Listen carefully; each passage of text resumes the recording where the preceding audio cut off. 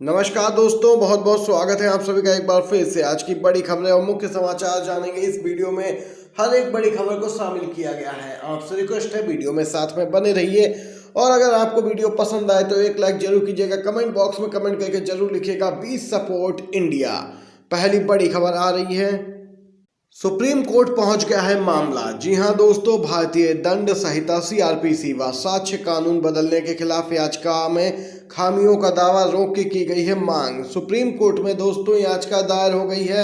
मोदी सरकार ने 3 कानूनों में जो संशोधित यहाँ पे विधेयक पास कराया था उसमें यहाँ पे कई आपत्तियां दर्ज कराई जा रही हैं, खामियां हैं। सुप्रीम कोर्ट में याचिका दायर कर तीनों नए आपराधिक कानूनों पर रोक लगाने की मांग की गई है। याचिकाकर्ता ने कहा कि तीनों कानूनों में कई खामियां हैं, इस कारण हाल ही में संसद से जो ये कानून पास किए गए हैं इन पर रोक लगाई जाए। गौरतलब है संसद से पारित कानूनों पर राष्ट्रपति ने भी हस्ताक्षर कर दिए, ये कानून लागू हो गए।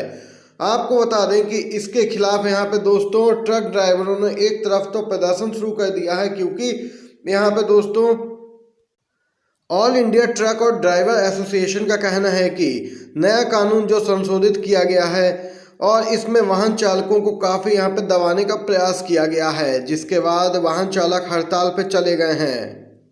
भारतीय न्याय संहिता के नए प्रावधानों के मुताबिक हिट एंड रन केस में यहाँ पे 7 लाख की पेनल्टी, 10 लाख का जुर्माना हो सकता है, जिसके खिलाफ यहाँ पे ट्रक ड्राइवर्स लगातार यहाँ पे प्रदर्शन कर रहे हैं। कह रहे हैं कि यह मनमाना फैसला है, एक तरफा फैसला है, उनके पक्ष को तो सुना ही नहीं गया है। और इसके बाद विभिन्न परिवहन सभाओं ने मिलकर हिट एंड रन कानून में किए गए नए प्रावधानों को रद्द करने को लेकर उपायुक्त के माध्यम से राष्ट्रपति को ज्ञापन भी प्रेषित किया है। देश भर में ट्रक ड्राइवरों का काले कानून के खिलाफ जोरदार प्रदर्शन, आज इसका असर और भी देखने को मिला है। अब यहाँ पे सोशल मीडिया यूजर्स पूछने लगे, क्या साहब फिर से एक बार झुकेंगे और काला कानून वापस लेंगे? क्योंकि कृषि कानून जब आए थे तब भी किसानों ने जोरदार प्रदर्शन किया था और आखिर में मोदी सरकार को उन्हें वापस लेना ही पड़ा था। ईवीएम को लेकर बिग ब्रेकिंग न्यूज दोस्तों, ईवीएम होगी बैन, होंगे बैलेट पेपर से चुनाव। दिग्विजय सिंह का बड़ा दावा आ चुका है सामने। दिग्विजय सिंह, मध्य प्रदेश कांग्रेस नेता, पूर्व मुख्यमंत्री ने कहा कि मैं तो 2003 से ही कह रहा हूं, मुझे ईवीएम पर भरोसा नहीं है। दिग्विजय सिंह ने अपने आधिकारिक सोशल मीडिया प्लेटफॉर्म एक्स पर ट्वीट कर कहा कि मैं तो पहले से ही कह रहा हूं, ईवीएम मशीन पर भरोसा नहीं किया जा सकता। वह कुछ नहीं, सिर्फ एक मशीन है। मैं जहां वोट देना चाहता हूं, मुझे यही नहीं पता कि मेरा वोट पड़ा तो गया कहां। ऐसी कोई मशीन विश्व में नहीं है जिसमें चिप लगी हो और उसे हैक ना किया जा सके, क्योंकि उसमें डाली गई चिप सॉफ्टवेयर का आदेश मानेगी। अगर आप कहेंगे ए टाइप करो तो सॉफ्टवेयर ए ही टाइप करवाएगा और ए ही छपेगा। वहीं दिग्विजय सिंह ने सवाल भी उठाया, अब हमारे पास क्या विकल्प बचा है? यदि पीएम मोदी और हमारे चुनाव आयोग को ईवीएम से इतना ही प्रेम है तो वीवीपैट स्लिप मत दिखाओ, हमारे हाथ में दे दो और हम उसे सबके सामने रखी मत पेटी में डाल देंगे। इसमें क्या ऐतराज है? इंडिया गठबंधन यही मांग के लिए चुनाव आयोग से अगस्त से मिलने के लिए समय मांग रहा, लेकिन चुनाव आयोग के पास समय नहीं है। अब हमारे पास क्या विकल्प है? हम या तो सुप्रीम कोर्ट जाएं या ईवीएम के खिलाफ सड़कों पर उतरें। यही राजनीतिक दलों को, विशेषकर इंडिया गठबंधन को शीघ्र तय करना चाहिए। गौरतलब है 3 राज्यों के विधानसभा चुनाव के बाद सोशल मीडिया पे भी मांग उठी थी कि इस पूरे मामले को लेकर सड़क पर प्रदर्शन करने की तैयारी है, क्योंकि सुप्रीम कोर्ट में भी मामला गया तो लंबे समय तक खींचेगा, 24 का चुनाव भी निकल जाएगा और अब एक ही विकल्प बचता है कि ईवीएम के खिलाफ सड़कों पर उतर जाए, प्रदर्शन किया जाए, आंदोलन किए जाए, जिससे कि 24 का आम चुनाव बैलेट पेपर से हो। बीजेपी वाले दोस्तों पहले ही कह चुके हैं कि 400 प्लस सीटें लाएंगे।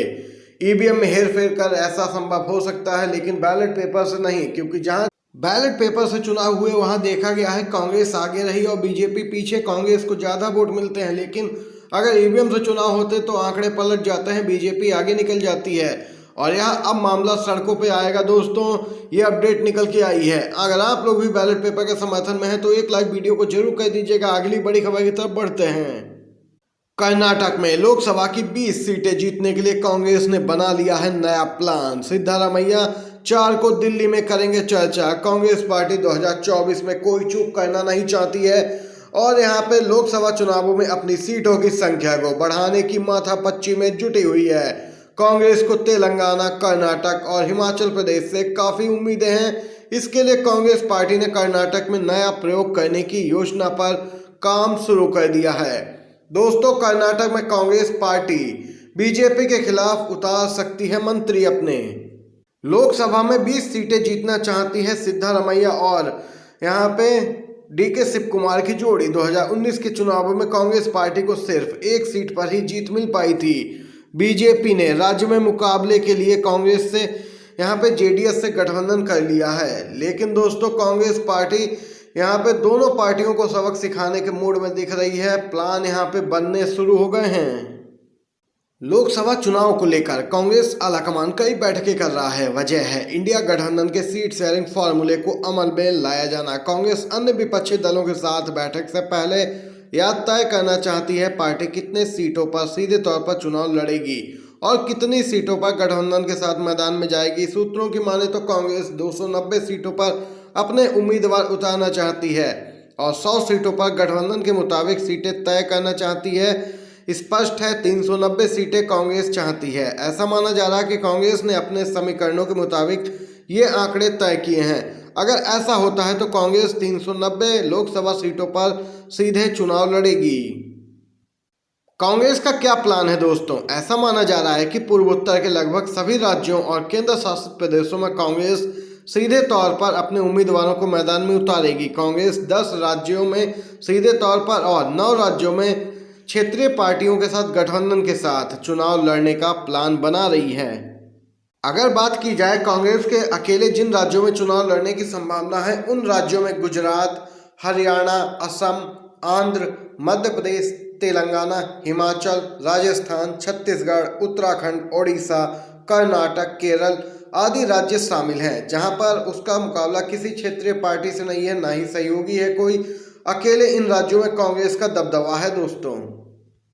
यहाँ पर देख सकते हैं महाराष्ट्र में भी काफी अहम होगा सीट शेयरिंग फॉर्मूला। वहीं शिवसेना सांसद उद्धव गुट के संजय राउत हैं, उन्होंने कहा कि हमारी बात हो गई है और मल्लिकार्जुन खड़गे ने एक कमेटी का गठन कर दिया है जो कि सीट शेयरिंग पर जल्द ही अपना निर्णय सुना देगी दोस्तों। और उसी कमेटी का निर्णय महाविकास अघाड़ी के सहयोगी दल मानेंगे महाराष्ट्र में।